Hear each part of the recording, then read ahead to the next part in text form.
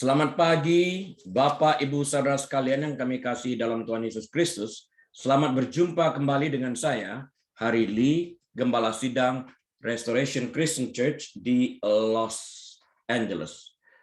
Pagi hari ini, hari Minggu tanggal 12 September tahun 2021, kita akan membahas sebuah topik yang saya beri judul Hamba Kristus, yang akan kita mulai dari Lukas pasal yang ke-17, ayat 7 sampai 10. Mari kita berdoa terlebih dahulu. Bapa Surgawi, kami mengucapkan syukur dan terima kasih kebaikan Kau di dalam kehidupan kami, Tuhan. Kami tahu hadirat-Mu ada di tengah-tengah kami. Berbicaralah kepada kami, ya Tuhan. Kami siap mendengarkan kebenaran firman-Mu yang pasti memerdekakan kami. Roh Kudus, ambil alih. Kami umat-Mu. Tolong kami Tuhan, berikan kami roh hikmat dan marifat, sehingga kami boleh mengerti kebenaran firman-Mu, dan lembutkan hati kami, sehingga kami boleh menjadi pelaku kebenaran firman. Di dalam nama Tuhan Yesus kami bersyukur, berterima kasih. Haleluya. Amin. Baik, Bapak Ibu Saudara sekalian, mari kita buka Alkitab kita kepada Injil Lukas, pasal yang ke-17, ayat 7 sampai dengan ayat yang ke-10. Akan saya bacakan bagi kita sekalian. Siapa di antara kamu yang mempunyai seorang hamba yang membajak atau mengembalakan ternak baginya, akan berkata kepada hamba itu, setelah ia pulang dari ladang, mari segera makan. Bukankah sebaliknya ia akan berkata kepada hamba itu, sediakan makananku, ikatlah pinggangmu dan layanilah aku sampai selesai. Aku makan dan minum. Dan sesudah itu, engkau boleh makan dan minum. Adakah ia berterima kasih kepada hamba itu, karena hamba itu telah melakukan apa yang ditugaskan kepadanya? Ayat yang ke-10. Demikian jugalah kamu, apabila kamu telah melakukan segala sesuatu yang ditugaskan kepadamu, hendaklah kamu berkata, kami adalah hamba-hamba yang tidak berguna. Kami hanya melakukan apa yang kami harus lakukan. Pada akhir daripada segala sesuatu yang kita kerjakan di dalam pelayanan itu, yang kita kerjakan karena memenuhi kehendak Tuhan, kita harus berkata, kami adalah hamba-hamba yang tidak berguna, kami hanya melakukan apa yang kami harus lakukan. Dengan demikian, segala kemuliaan itu kembali kepada Tuhan, dan kita sebagai hamba tidak mencuri satupun daripada kemuliaan yang milik Tuhan itu semata-mata. Nah, Bapak, Ibu, Saudara sekalian, Injil Lukas pasal 17 ayat 10 ini merupakan firman Tuhan yang lebih tajam daripada pedang bermata dua manapun. Karena kenyataan pada hari-hari ini sangat bertentangan dengan apa yang tertulis dalam Lukas 17 ayat 10 ini. Kebanyakan hamba Tuhan hari-hari ini ingin dilayani, ingin ditinggikan, ingin disanjung, dan ingin tidak terlihat. Artinya tak dapat dihampiri oleh kalangan ekonomi lemah, dan tidak jarang mereka hanya tampil untuk melayani orang-orang yang dompetnya tebal. Mereka menghilangkan ayat yang berbunyi, kami adalah hamba-hamba yang tidak berguna. Artinya, kami harus melayani siapapun di dalam kehidupan ini tanpa membedakan status sosial mereka. Dan akhirnya mereka hanya membaca, kami hanya melakukan apa yang harus kami lakukan.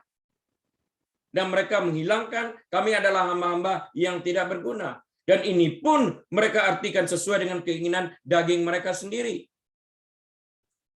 Atau mereka menggantikan perkataan tidak dengan sangat. Dengan demikian mereka akan membaca ayat 10 ini sebagai berikut. Kami adalah hamba-hamba yang sangat berguna. Padahal Alkitab mengatakan hamba-hamba yang tidak berguna. Mereka akan menggantikan dalam hati mereka sebagai hamba-hamba yang sangat berguna. Kami hanya melakukan apa yang kami harus lakukan, yaitu yang sesuai dengan keahlian kami, dan keahlian kami adalah memanipulasi jemaat kecil yang kurus krempeng dan mendekati jemaat yang gemuk agar kami semakin diperkaya dan semakin gemuk. Bapak, Ibu, Saudara sekalian, itulah keadaan pada akhir zaman dan terlihat secara nyata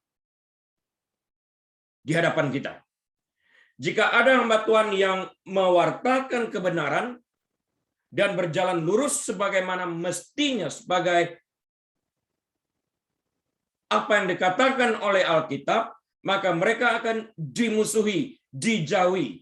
Maka hamba Tuhan yang lurus ini akan mendapat perlawanan di mana-mana.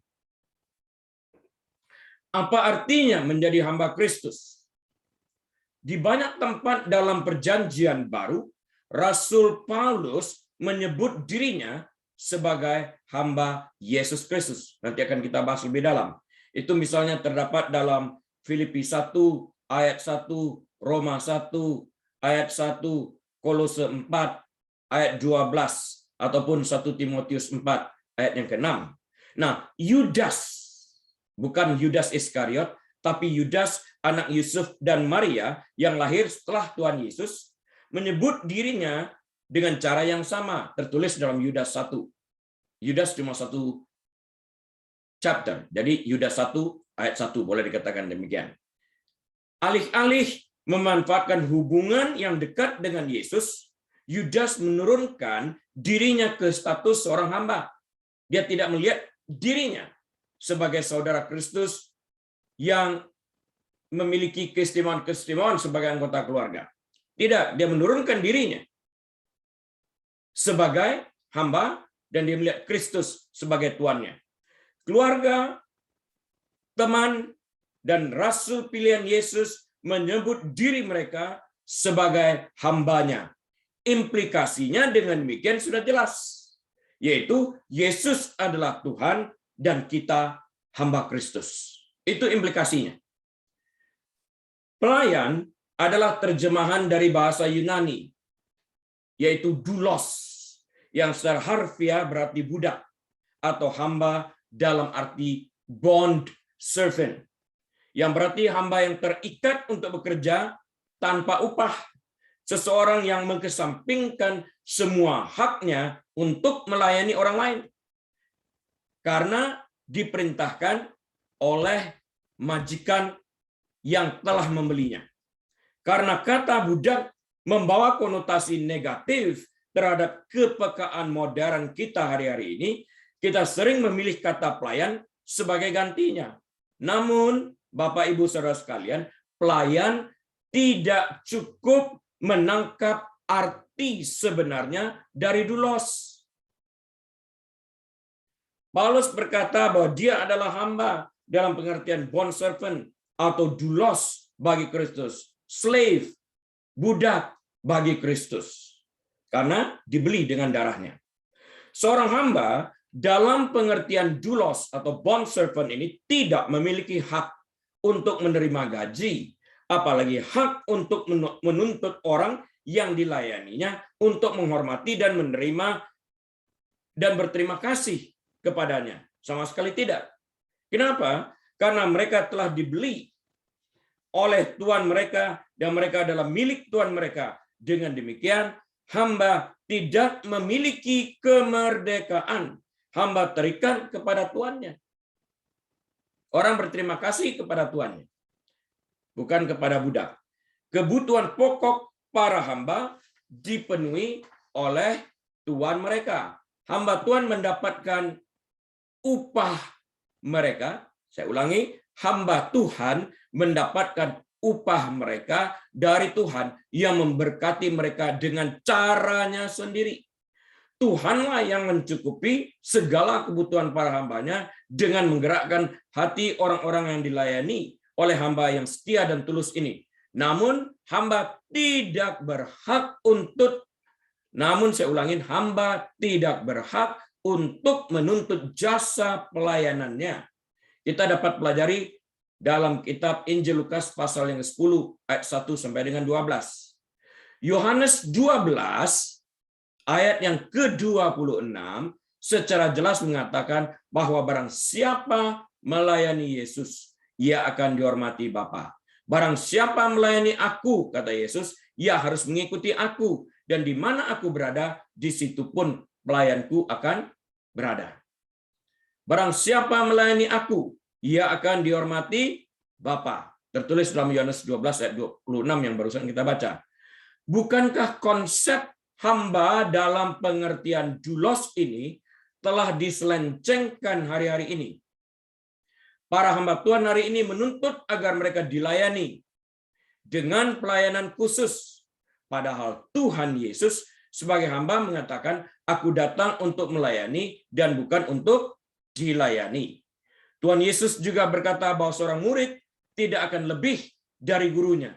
Jika gurunya adalah seorang hamba, maka muridnya tidak akan lebih dari itu. Jika gurunya adalah seorang hamba yang telah ditolak, dicaci maki, dihina, diperlakukan dengan kasar, bahkan ditinggal setelah ia memberikan yang terbaik, pelajari nanti Yohanes 6 ayat 65 sampai 69, maka muridnya pasti tidak lebih dari apa yang telah dialami oleh gurunya tersebut. Sama. Karena murid tidak lebih daripada guru menurut Alkitab. Apa yang dialami guru, dialami oleh murid di dalam konteks Alkitab ini.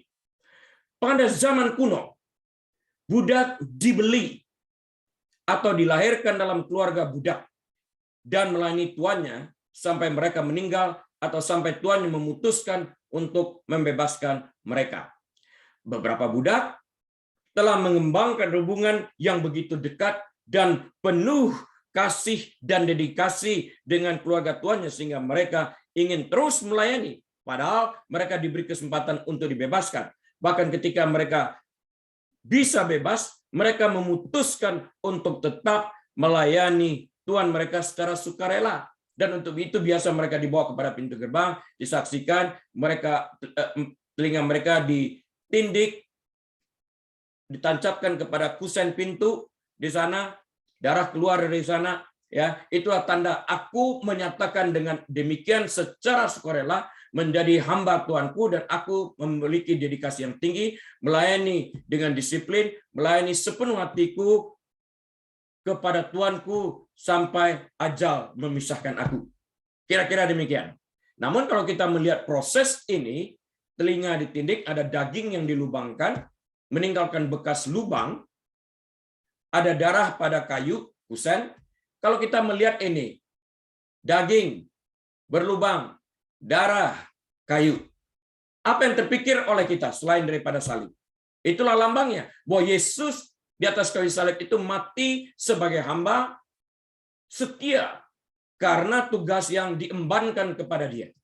Kita pun sebagai hamba setelah dibeli oleh darah Tuhan Yesus, wajib melakukan hal yang sama di dalam hal ini. Itulah gagasan yang Paulus dan para pelayan Tuhan lainnya sampaikan ketika mereka menyebut diri mereka sebagai doulos, sebagai bond servant, sebagai hamba Kristus. Mereka setia sampai mati. Tuhan telah membeli kita dengan harga yang mahal. 1 Korintus 6 ayat yang ke-20. Dan mereka yang mengenal Yesus dan menjadi pengikut Kristus ingin meninggalkan semua hak kepadanya dan memilih untuk melayani dia dengan setia. Seorang hamba Kristus tahu siapa rajanya. Hamba Kristus adalah orang yang dengan sukarela mengesampingkan hak pribadinya untuk mengasihi, melayani, dan menuruti kehendak Allah di dalam Kristus Yesus. Hamba-hamba Kristus mati setiap hari terhadap dosa dan keinginan daging, serta membiarkan kehidupan Kristus mengalir melalui mereka. Galatia 2 ayat 20. Sehingga Paulus berani berkata, hidup yang aku hidupi bukannya aku lagi, tapi Kristus yang hidup di dalam kehidupanku. Aku hamba Kristus, aku doulos, aku bond servant, aku budak Kristus. Aku telah menyerahkan semua hakku pada saat aku dibeli dalam kuasa darah Tuhan Yesus. Menjadi hamba Kristus adalah sebuah pilihan yang berarti mencari kehendaknya dalam segala hal. Karena pada waktu kita menjadi percaya dan menjadi pengikut Kristus, sebelumnya telah kita serahkan hak kehidupan kita, mengizinkan Kristus menebus dosa kita, membeli kita dengan harganya yang mahal, yaitu dengan darahnya. Kita yang menentukan apakah kita akan percaya setelah undangan diberikan kepada kita untuk mengikuti Kristus. Dengan demikian, saat kita menerima undangan tersebut dan menjadi pengikut Kristus, dengan demikian kita menjadi hamba Kristus. Keinginan utama kita setiap hari sebagai hamba Kristus adalah untuk menghormati dan memuliakan Dia yang telah membeli kebebasan kita dari dosa. Dia telah menebus kita. Ini berarti kita harus mati bagi diri kita sendiri dan hidup bagi Kristus, melepaskan hak kita untuk mengatur hidup kita sendiri. Lukas 6:46. Dan mencari cara untuk menyenangkan Tuhan kita, seperti yang tertulis dalam Mazmur 37 ayat 23, Amsal 11 ayat yang ke-20. Sama seperti seorang tuan di zaman kuno mengambil tanggung jawab untuk merawat hamba-hambanya, demikian pula Tuhan kita berkata bahwa Dia akan menyediakan semua yang kita butuhkan ketika kita terlebih dahulu mencari kerajaan-Nya dan kebenaran-Nya. Ia yang menyediakan adalah setia adanya. Tak akan pernah Dia meninggalkan kita.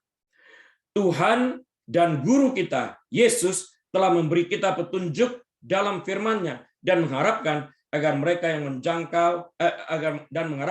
agar mereka yang mengaku dan percaya dalam hati mereka bahwa Yesus adalah Tuhan, mempelajari dan merenungkan firman-Nya sehingga mereka mengenal dan mencintai hukum-hukum-Nya yang tertulis dalam firman-Nya. Semakin banyak kita belajar dan merenungkan firman-Nya serta melakukan apa yang telah kita pelajari, maka kita akan menjadi semakin lebih baik. Kita akan mengalami perubahan dan pertumbuhan karakter yang baik dan dapat menghasilkan buah pertobatan yang dapat dinikmati bukan hanya oleh kita, tapi juga oleh orang-orang di sekeliling kita. Hamba-hamba Kristus hamba-hamba Kristus sejati akan mempraktekkan semua yang mereka pelajari tentang bagaimana menyenangkan hati Tuhan mereka. Sementara Yesus sebagai Tuhan memiliki pekerjaan khusus bagi kita masing-masing sesuai dengan karunia dan kesempatan yang Dia berikan.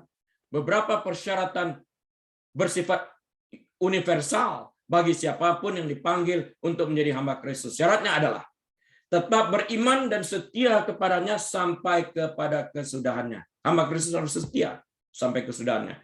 Melengkapi diri dengan kuasa Allah. 2 Korintus 10 ayat yang keempat, mematahkan setiap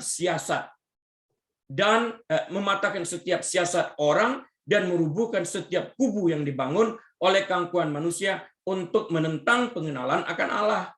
2 Korintus pasal yang ke-10 ayat yang ke-5. Menawan segala pikiran dan menaklukkannya kepada Kristus. 2 Korintus 10 ayat yang ke-5. Kita harus bisa menawan setiap alam pikiran kita yang menentang pikiran Kristus, yang menentang pengenalan akan firman Tuhan. Kita tawan, kita bawakan kepada pikiran Kristus tersebut. Kita perbarui, kita ganti dengan pikiran yang berasal daripada Alkitab. Dengan demikian, kita akan mengganti segala pikiran negatif dengan yang baik yang berasal daripada Alkitab. Hidup kudus sesuai dengan panggilannya. 1 Petrus 1 ayat 14 sampai dengan 16. Salibkan keinginan daging setiap hari sebagai hamba Allah. Perjuangan. Bagaimana ini mungkin terjadi jika kita gagal berdoa, menolak untuk berdoa, atau asal berdoa. Itu saya sebut dengan nama berdoa tapi tidak berdoa karena asal berdoa.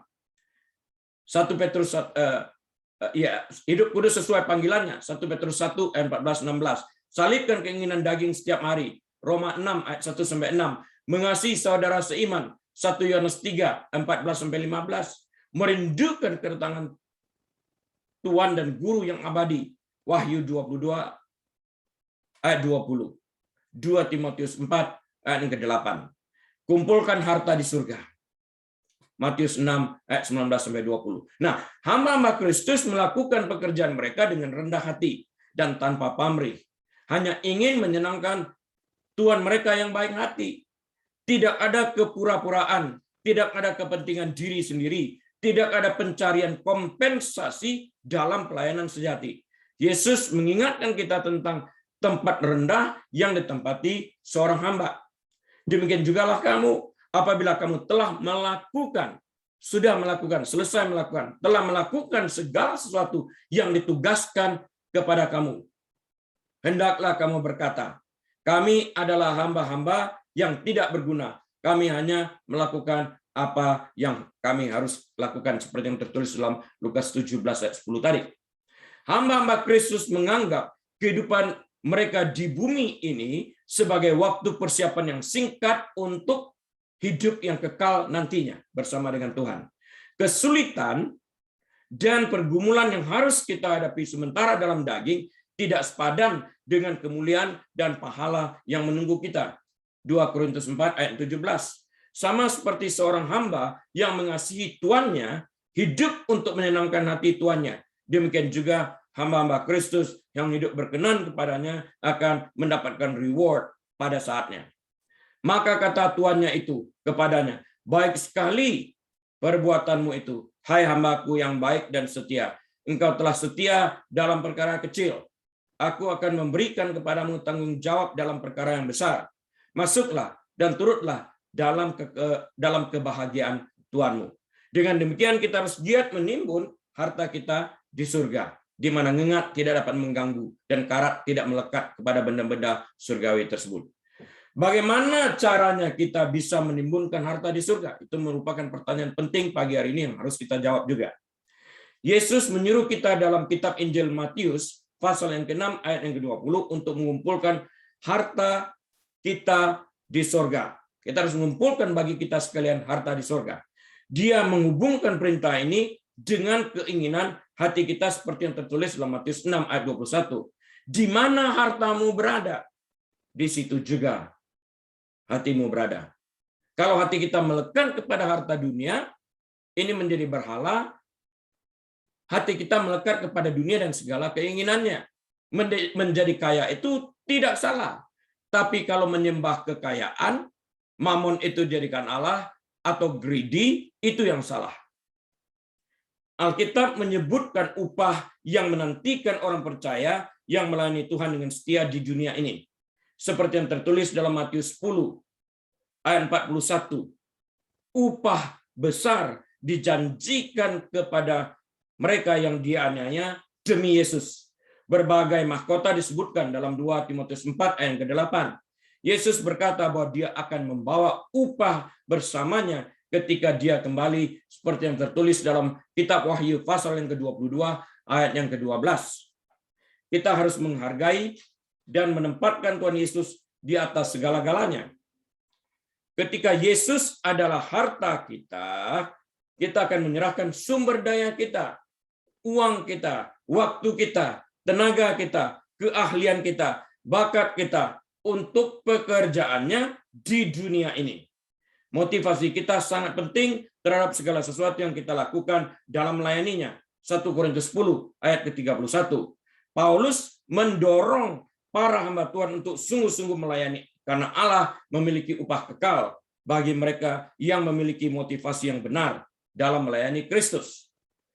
Apapun juga yang kamu perbuat, perbuatlah dengan segenap hatimu seperti untuk Tuhan dan bukan untuk manusia. Ini sangat dalam sekali. Kesampingkan segala pikiran-pikiran yang bersifat duniawi, layani dengan baik. Bahkan Tuhan melangkah lebih lanjut. Jika musuhmu datang kepadamu dalam keadaan haus, beri minum air. Jangan sampai dia mati kehausan. Kamu tahu bahwa dari Tuhanlah kamu akan menerima bagian yang ditentukan bagimu sebagai upah. Kristus adalah Tuhan dan kamu hambanya. Kolose 3 ayat 23 sampai 24. Ketika kita hidup berkorban demi Yesus atau melayani Dia dengan melayani tubuh Kristus, kita menimbun harta di surga. Bahkan tindakan pelayanan yang tampaknya kecil tidak luput dari perhatian Tuhan. Tentang hal ini Tuhan Yesus berkata dalam Matius 10 ayat yang ke-42, dan barang siapa memberi air sejuk secangkir saja pun kepada salah seorang yang kecil ini, karena ia muridku, Aku berkata kepadamu, sesungguhnya ia tidak akan kehilangan upahnya daripadanya.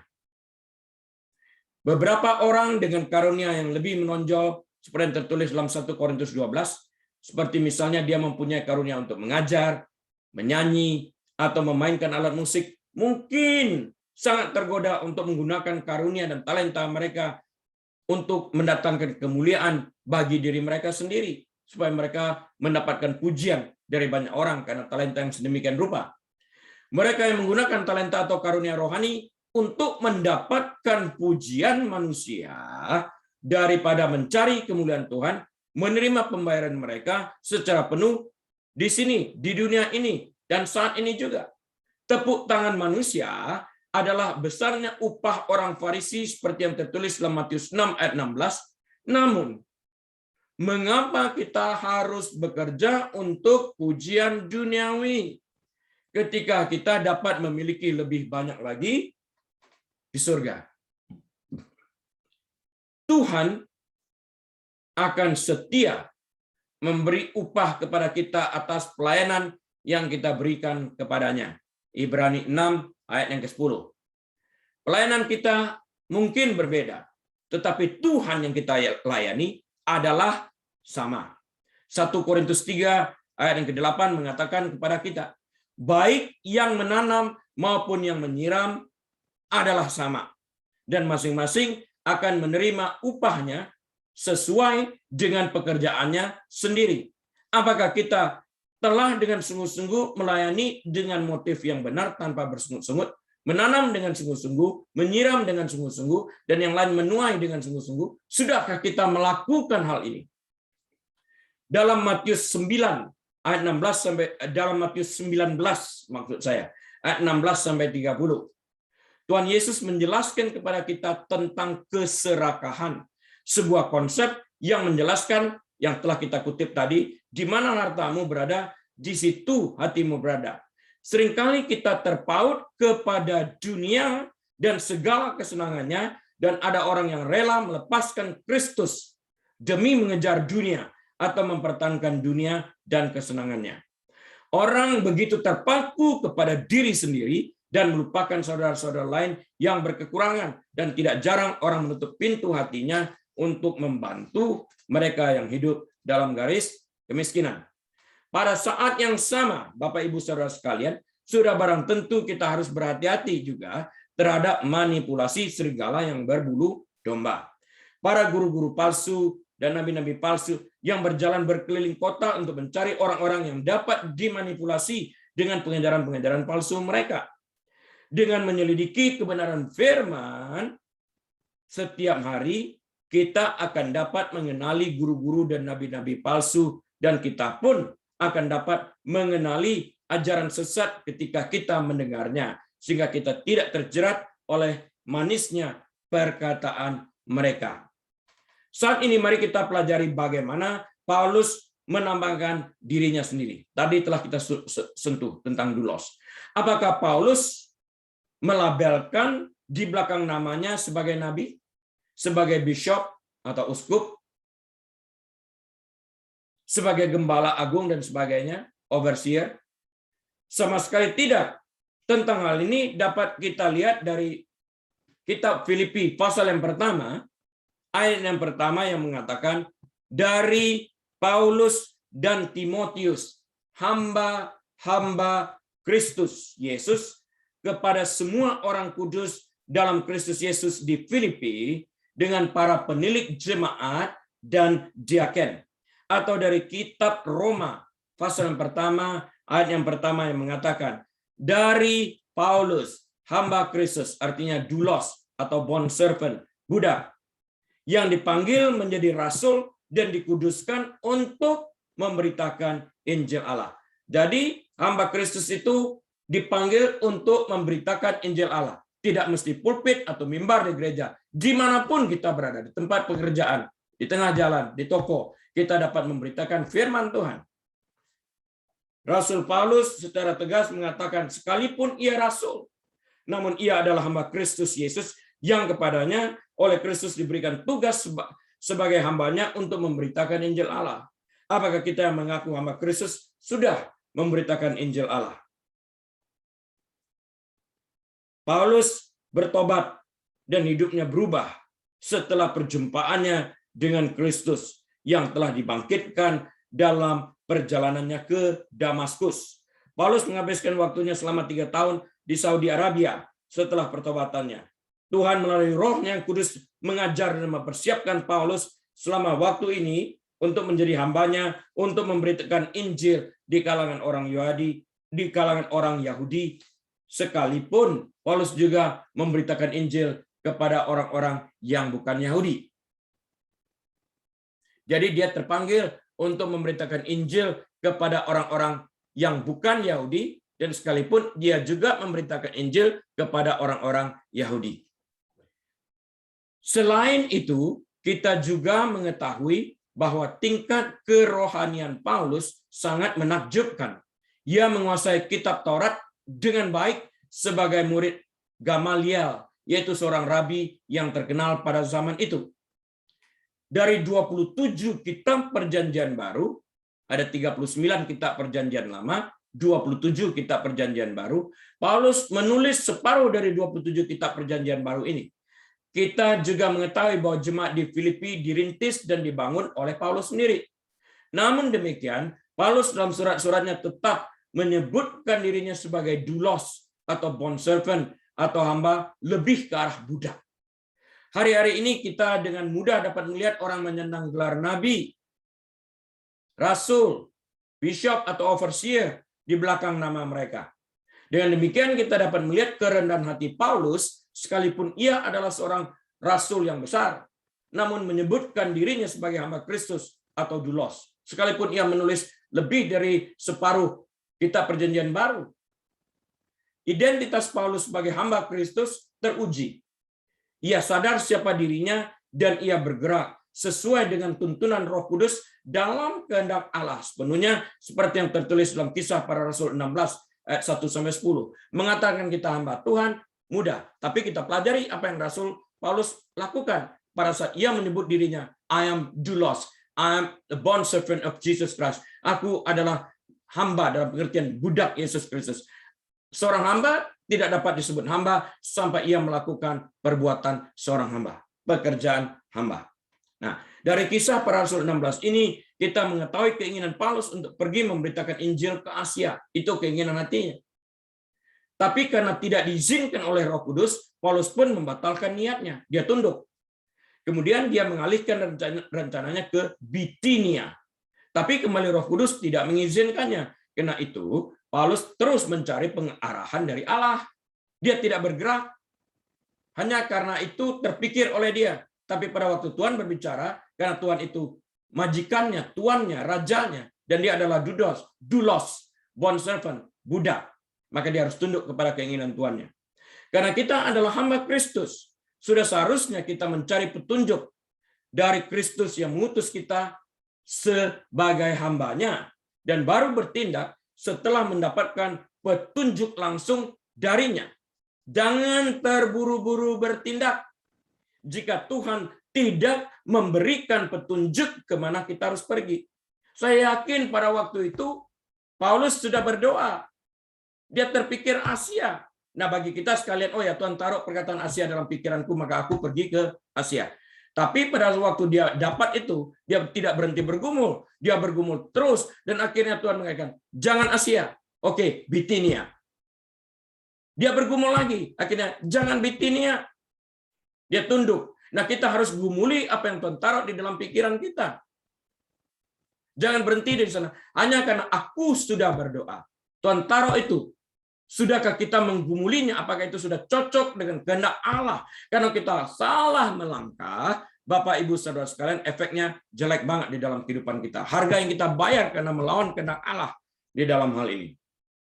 Artinya, kita tidak berjalan seiring dengan detak jantung Tuhan itu sendiri. Kita berjalan sendiri dan Tuhan tidak ikut karena dia tidak mengutus. Orang yang tidak diutus, penyertaan Tuhan tidak ada di dalam kehidupannya. Ya kan? Karena itulah Musa berkata, unless your presence go with us, do not send us up. from here. Unless your presence. Kecuali jika hadiratmu menyertai kami.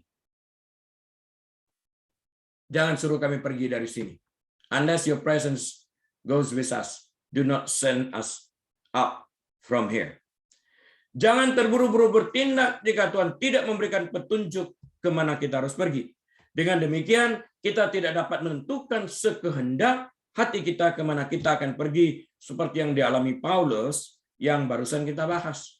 Sebagai hamba Kristus, kita harus taat kepada Tuhan kita, dan kita hanya pergi ke tempat yang ditunjuknya, dan segala sesuatu yang kita lakukan harus sesuai dengan petunjuk Kristus itu sendiri sebagai Tuhan kita. Sekarang kita belajar tentang tugas seorang hamba.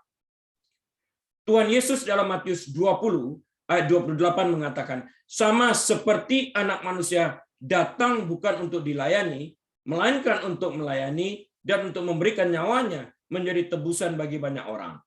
Dari ayat ini kita mengetahui bahwa tugas kita sebagai hamba Kristus adalah untuk melayani dan bukan untuk dilayani. Berapa banyak orang yang sungguh-sungguh sanggup dan rela merendahkan diri mereka untuk dapat melayani dengan motif yang benar dan tulus.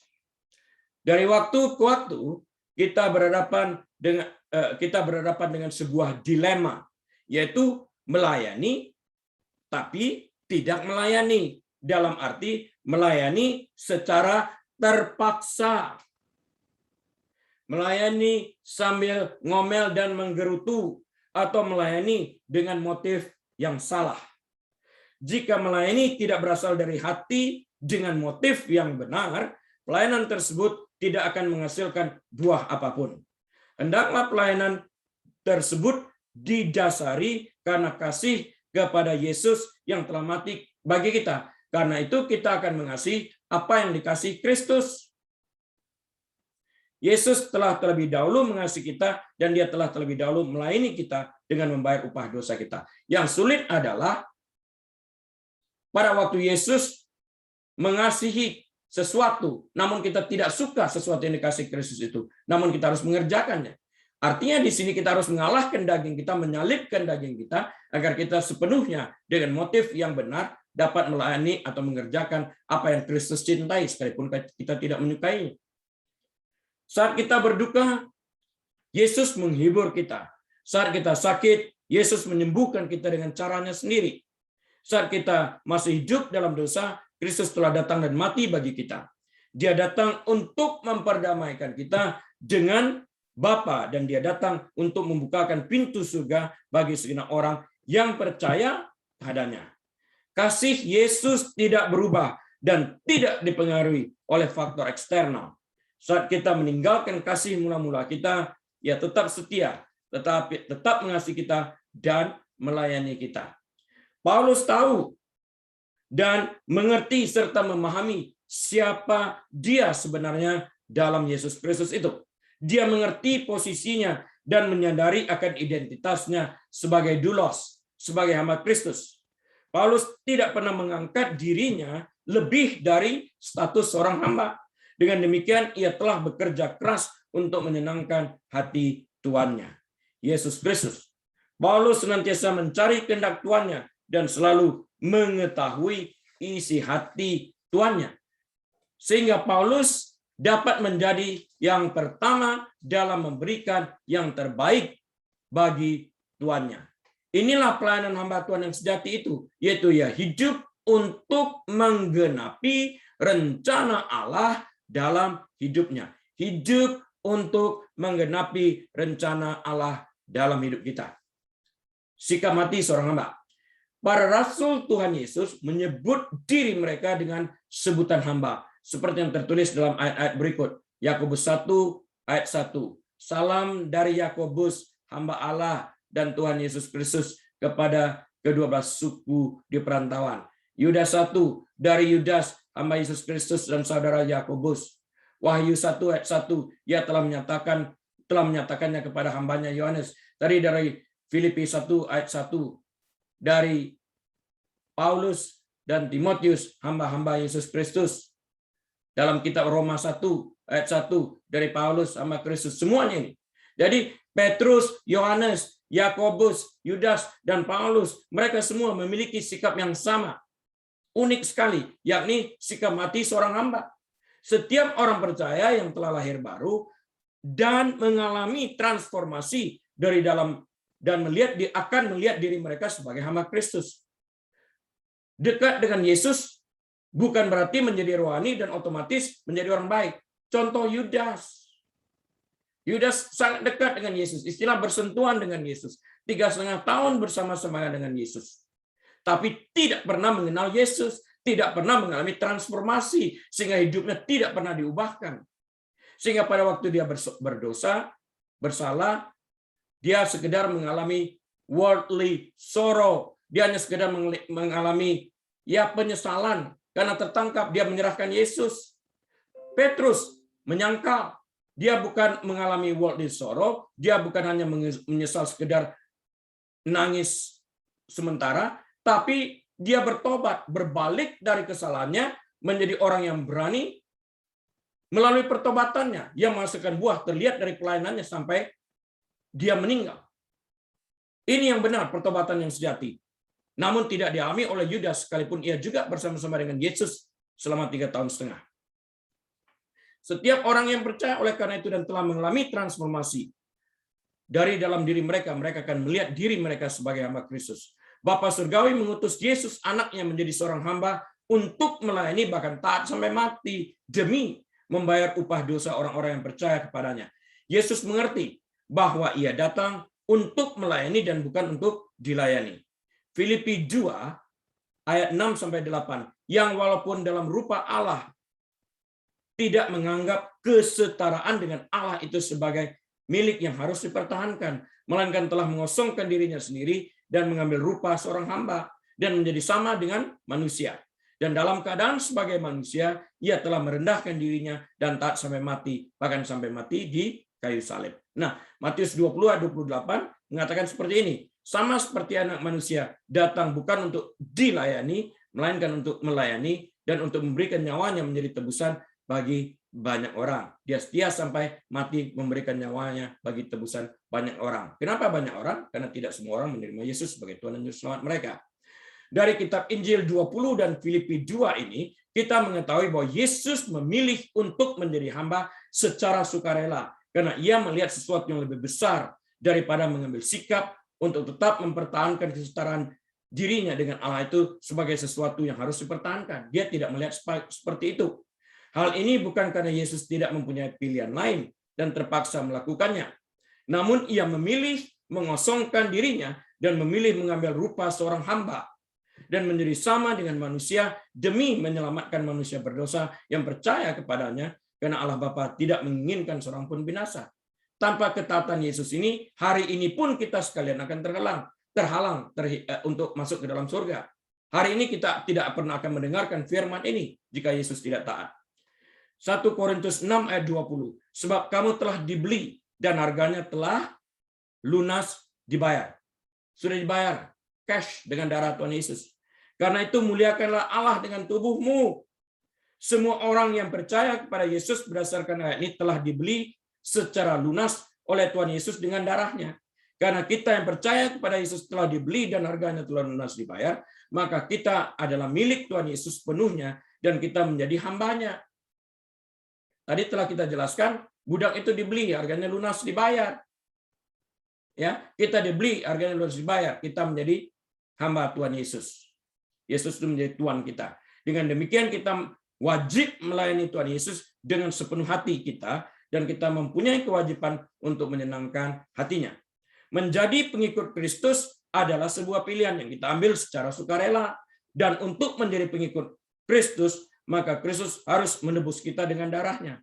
Hal penebusan yang melibatkan darah Yesus untuk menebus kita seringkali terlewatkan begitu saja. Sehingga kita tidak mengerti bahwa identitas kita adalah hamba Kristus dan sebagai hambanya kita memiliki tanggung jawab hamba. Artinya seringkali terlewatkan, apa maksud saya? Seringkali kita hanya mengerti kita ditebus oleh karena darah Tuhan Yesus. Tapi kita lupa seperti yang dikatakan Alkitab tadi, Yesus telah membeli kita dengan harga yang tunai. Telah dibayar, telah lunas bayar. Dengan apa? Darahnya. Jadi dia telah membeli kita. Karena itu kita menjadi miliknya, kita hambanya, dia Tuhan kita. Itu kondisi kita. Sebagai penutup, summary yang saya buat adalah kita jangan bersungut-sungut hendaknya dalam melayani Tuhan. Pastikan hati kita terikat kepada apa yang telah kita pilih, yaitu sebagai pengikut Kristus dan menjalankan kewajiban kita sebagai hambanya. Sama seperti Tuhan kita Yesus Kristus yang datang ke dunia sebagai hamba yang taat, bahkan taat sampai mati, kita pun tidak lebih dari Tuhan kita. Sebagai hambanya, kita hadir di dunia ini untuk melayani dan bukan untuk dilayani. Dan kita harus taat dalam menjalankan tugas sebagai seorang hamba tanpa bersungut-sungut dan hidup untuk menggenapi rencananya. Amin. Amin dan amin. Mari kita berdoa. Bapa Surgawi, kami bersyukur berterima kasih kebaikan Bapa di dalam kehidupan kami. Hamba-Mu telah berhenti berbicara ya Tuhan. Namun Roh Kudus Engkau berbicara terus. Dan biarlah setiap butir firman yang telah ditabur itu, hamba-Mu berdoa boleh tumbuh dan jatuh di tanah yang subur, sehingga dapat menghasilkan buah 30 kali, 60 kali, bahkan 100 kali ganda sesuai kebenaran firman Tuhan. Dan lagi Engkau berkata, biar yang bertelinga hendaklah ia mendengarkan apa yang dikatakan Roh. Dengan demikian, dalam pelayanan kami akan melayani dengan sukacita tanpa bersungut-sungut. Mari kita buka hati kita dan angkat kedua tangan kita. Biarlah Bapa yang baik hati itu menyinari wajahnya atas setiap daripada kita. Bapa Surgawi menuntun kita di jalan yang benar oleh karena namanya, membaringkan kita di padang yang berumput hijau, menyediakan makanan bagi kita di hadapan lawan kita, serta mengurapi kepala kita dengan minyak sehingga piala kita penuh melimpah. Biarlah Engkau menjadi kepala dan bukan ekor, naik dan tidak pernah turun. Diberkati Engkau saat Engkau masuk, diberkati Engkau saat Engkau keluar, diberkati bakulmu, diberkati tempat adonanmu. Engkau akan memberi pinjaman sementara Engkau tidak pernah meminjam, dan sekalipun bersatu musuh menyerang Engkau, namun bertujuh jalan mereka tercerai-berai dari hadapanmu. Dan biarlah kasih karunia dan nikmat marifat daripada Bapa Surgawi, damai sejahtera dari Tuhan Yesus Kristus, dalam persekutuan yang manis dan erat bersama Tuhan Allah Roh Kudus, menyertai kita sekalian pagi hari ini, bahkan sampai selama-lamanya. Tuhan Yesus datang kali keduanya, menjemput kita sekalian yang percaya kepadanya. Haleluya. Amin. Baik, Bapak, Ibu, Saudara sekalian yang kami kasihi di dalam Tuhan Yesus Kristus, sampai berjumpa kembali minggu depan atas seizin Tuhan. Tetap sehat, tetap semangat, dan rajin membaca firman Tuhan, dan jalankan protokol kesehatan. Tuhan Yesus memberkati.